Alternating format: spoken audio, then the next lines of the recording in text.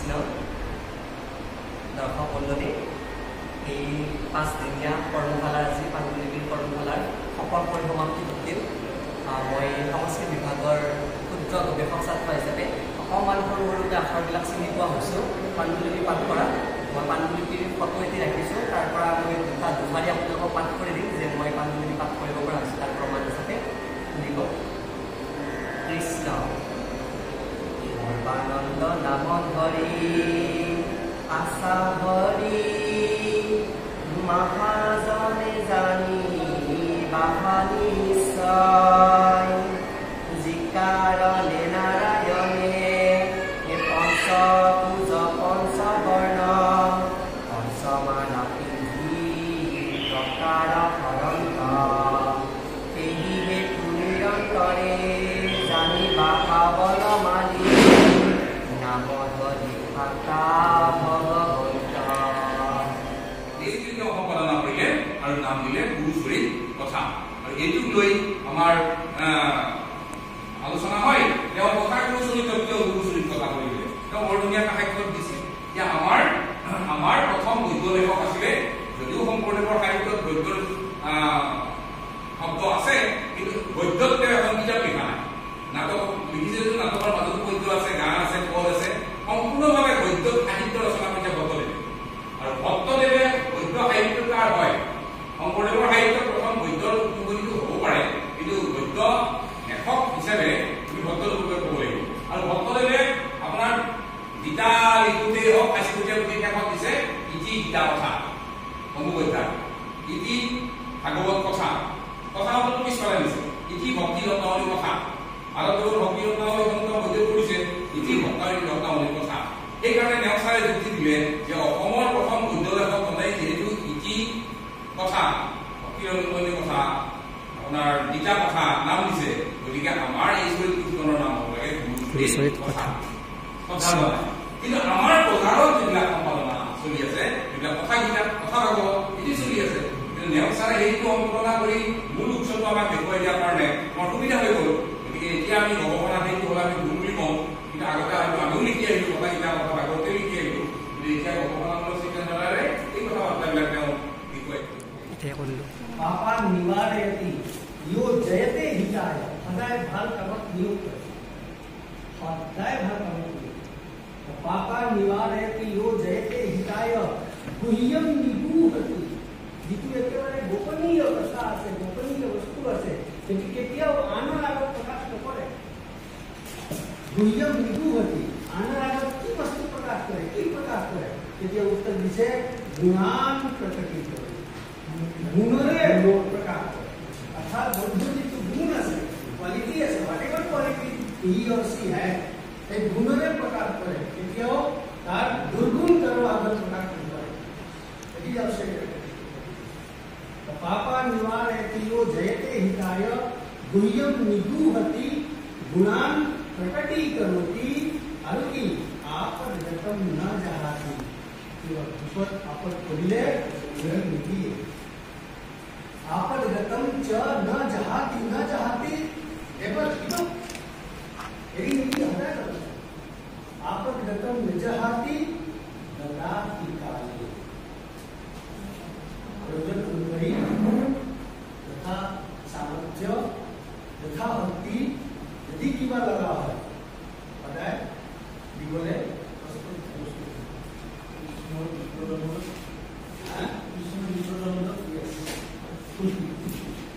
आपदगतम च न जहाति ददाति स्पीकर মিষ্টি কি হল মার্টিন স্পিন্ডার বুলি জন ইজৰাইলী ছবি আঁকা মানে তেওঁ হল ইজৰাইল তেখেতে এখন 1906 চনত চাইনাৰ বিজিং কেপ সিল্ক ৰোডৰ কথা শুনিছে আপোনালোকে এই যে এটা অপৰপক ৰাস্তা চাইনালৈ গৈছিল বেংগলৰ ভিতৰে সিল্ক ৰোডৰ কাষত এইখন বিজিং গুহাৰ পৰা 1906 চনত এই মেস্কুটিনি উদ্ধাৰ কৰা ঠিক আছে এখন হ'ল তেওঁৰ নামেৰে তেওঁ যিটো উদ্ধাৰ কৰিছে সেইকাৰণে এইখনৰ স্ক্ৰীন প্ৰিণ্ট মেস্কুটিনি বনাইছে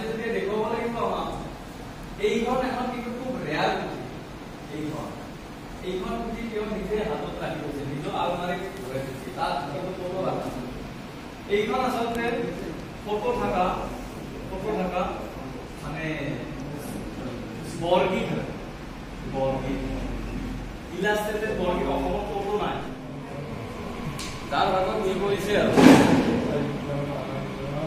আৰু যদি বোলে নহয় এইখনে পঢ়িব পাৰে তেতিয়াতো আৰু ভাল কথা Anta binai nai nai nai amara parama guru Krishna Hari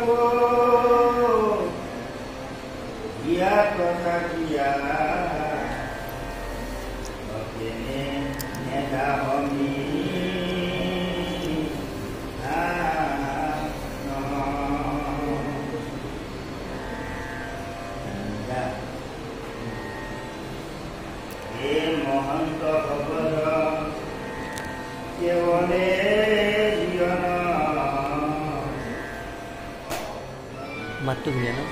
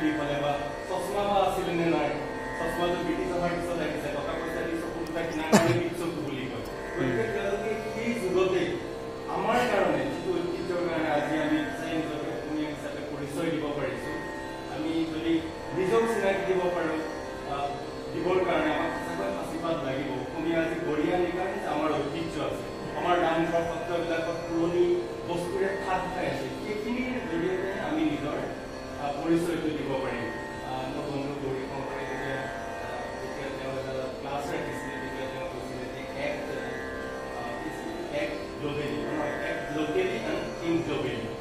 এই বস্তুখিনিক আমি যদি পৰিহাৰ কৰোঁ তেতিয়া জাতিৰ একোৱেই নাথাকিব। আমি আজি যে সকলো মানুহে এই ক্ষেত্ৰৰ এনেকুৱা বস্তু বা বৰগীত গাব এনেকুৱা অকল গোটেই অসমীয়াখিনিয়ে হয়তো নোৱাৰিব পাৰে, বেলেগ বেলেগ কামত থাকিব যে আজি যিটো প্ৰচেষ্টা একাংশ মানুহ উদ্বুদ্ধ কৰিছে, যাৰ জৰিয়তে অসমীয়া সংস্কৃতি অসমীয়া ভাষা যে ধ্ৰুপদী ভাষা পাইছে, তাৰ মূলত হৈছে আমাৰ এই প্ৰাচীন পৰম্পৰা। এই প্ৰাচীন পৰম্পৰা আমি আঁত ধৰিয়েই হয়তো বিশ্ব দৰবাৰলৈ গতি কৰিব পাৰিম। এইটো এটা ভাল পদক্ষেপ যে এই পৰম্পৰাটো ৰক্ষা কৰাৰ ক্ষেত্ৰত এটা খুব বলিষ্ঠ এটা পদক্ষেপ গ্ৰহণ কৰিছে গুৱাহাটী বিশ্ববিদ্যালয়ৰ কৃষ্ণকান্ত সন্দিকৈ পুথিভঁৰালে। আৰু গোটেই সকলো কৰ্মকৰ্তাক মই ধন্যবাদ জনাইছোঁ। সন্মানীয় আমাৰ গাঞ্জাগাৰী ব্ৰেকেটত দাদা বুলি ক'ব লাগিব, খুব আত্মীয় প্ৰায় কথা পাতিছোঁ, বন্ধু গৌৰী মোৰ বন্ধু, তেওঁলোকৰ যি প্ৰচেষ্টা সঁচাকৈ এই কথাটো সদায় মনত থাকিব। বহুত ৱৰ্কশ্বপ চেমিনাৰ বহুত কৰিছোঁ, কিন্তু প্ৰাচীনৰ লগত যিটো আজি সংযোগ ঘটাই দিলে, একাংশ মানুহক আজি তেওঁলোকে যেনেকৈ উদ্বুদ্ধ কৰিলে, সেই প্ৰচেষ্টাক বহুত গভীৰ প্ৰশংসা কৰি মই মোৰ বক্তব্য সামৰণি মাৰিছোঁ।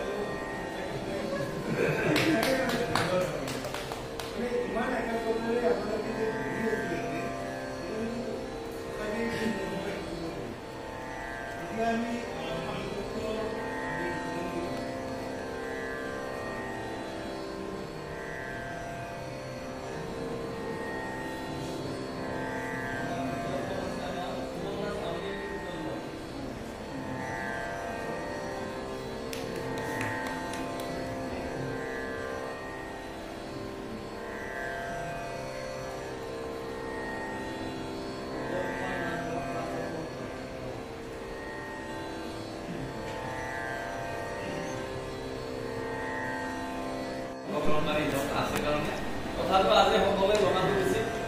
ইমান সুন্দৰভাৱে আৰু সকলো ভ্ৰমণ ক্ষেত্ৰত তেখেতে সময়ে সময়ে আগবাঢ়িও কৰি আছে আৰু বিয়া পৰামৰ্শ আগবাঢ়িব আৰু গোটেই কামখিনি তেখেতে চম্ভালিও আছে। সুন্দৰভাৱে কাম ধন্য চম্ভালি আপ্যায়ন কৰি যে আনি আছে ব্যস্ততাৰ মাজতো ক্লাছ কৰি তাৰ মাজত আমি বহুত ধন্যবাদ। আজিয়ে পথ আনি দিছে, কিবা কিবি আনি দিছে, গতিকে আমি তেখেতক বহুত ধন্যবাদ জনাইছোঁ। আৰু আমাৰ গ্ৰন্থাগাৰী মহোদয়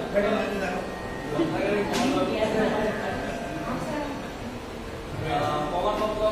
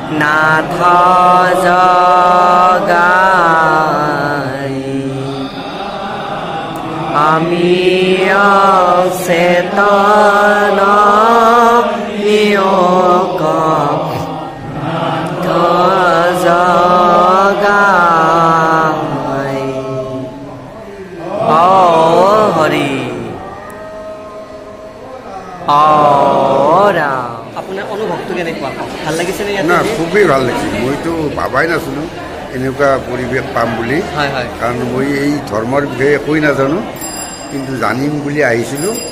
মই গাঁৱৰ এটা প্ৰেচিডেণ্টহে, কিন্তু মই ভকতো নহয় বা ধৰ্মত মই এতিয়াহে আগবাঢ়িম বুলি ভাবিছোঁ। ইমান দিনে চাকৰি কৰিছিলোঁ, এতিয়া মই অলপ ধৰ্মশাস্ত্ৰ জ্ঞান। ধন্যবাদ, ভাল লাগিল। ঠিক আছে বাৰু। আমাৰ ফকলৰৰ গৱেষিকা ছাত্ৰী আছে আৰু আমাৰ সংস্কৃতি বিভাগৰ আছে বাইদেউ। আমি তেখেতৰ অনুভৱটো জানিব বিচাৰিছোঁ, যিহেতু সাঁচিপতীয়া পুথি ফকলৰৰ পৰা কৰিছে আপুনি, কেনেকুৱা লাগিল? মই যেতিয়া গম পাইছোঁ কৰ্মশালাখনৰ বিষয়ে, লগালগ মই ফোন নম্বৰটো দি ৰেজিষ্ট্ৰেশ্যনটো কৰি লৈছোঁ। কাৰণ এইটো এতিয়া NEP-ৰ লগত লগত ভাৰতীয় জ্ঞান প্ৰণালীৰ লগত যিহেতু সংযুক্ত হৈ আছে, তো আমি খুবেই জনাটো দৰকাৰ। লগতে মোৰ ৰিচাৰ্চৰ টপিকৰ লগত অকণমান হ'লেও মিল আছে, সেইকাৰণে মোৰ টানটো বেছি। মেনুস্ক্ৰিপ্ট বুলি ক'লে মই চকু ফুৰাওৱে, কাৰণ কিবা পাওঁ নেকি, ৰিচাৰ্চৰ এটা ধান্দা থাকে সদায় যে কিবা নিজৰ বস্তু পাওঁ নেকি, সেইটো কাৰণে আহিছোঁ আৰু ভাল লাগিছে। নিশ্চয় আপোনাকো লগ পাই ভাল লাগিছে। এতিয়া আমাৰ সংস্কৃত বিভাগৰ বাইদেউ আছে, বন্দনা বাইদেউৰ পৰা আপোনাৰ সংস্কৃতৰ ফালৰ পৰা পাণ্ডুলিপিক আপোনাৰ কেনেকুৱা লাগে? পাণ্ডুলিপি মানে সাঁচিপাতৰ কথা শুনি আছিলোঁ, কিন্তু কেতিয়াও মানে দেখা নাছিলোঁ কেনেকুৱা হয়, দেখিব বা পঢ়িব কেনেকৈ লাগে। খুব ভাল লাগে পঢ়িব পৰা হ'ব, বহুত কথা শিকিলে কেনেকৈ সংৰক্ষণ কৰিব লাগে, কেনেকৈ বনোৱা হয়, কি চিয়াহী ইউজ কৰা হয়, আৰু ইমান 500-600 বছৰ পুথিবিলাক। তো খুব ভাল লাগিছে, খুবেই ভাল লাগিছে। আখৰকেইটা চিনিব পৰা আৰু তাতকৈ ডাঙৰ কথা, আমাৰ মোৰ বা মনটোৰ লগত বাহঁতৰ মিলে নে নিমিলে নাজানো, কিন্তু কথাটো হ'ল কি, আমি যে কিছুমান আভুৱা পাৰোঁ, তাৰমানে শংকৰদেৱে লিখা, মাধৱদেৱে লিখা পুথিখিনি এতিয়া আমি গম পোৱা হৈছোঁ, আখৰ চিনিব পৰা হৈছোঁ। সেইখন পুথি সঁচাই শংকৰদেৱে লিখিছেনে, সঁচাই মাধৱদেৱে লিখিছেনে, সেইখন সঁচা সংস্কৃতৰ বিষয় আছেনে, সেনেকুৱা বস্তু আমি তাত স্পষ্টভাৱে গম পাম। এতিয়া